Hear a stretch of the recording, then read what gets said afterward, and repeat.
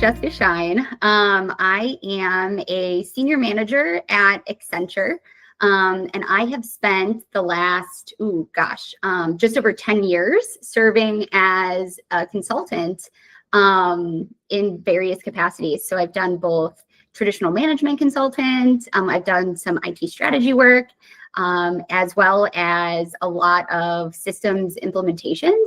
And as I've transitioned into a fairly new role here at Accenture, have also been met with the challenge of really focusing in and kind of reshaping the way I look at consulting to have AI kind of at the center.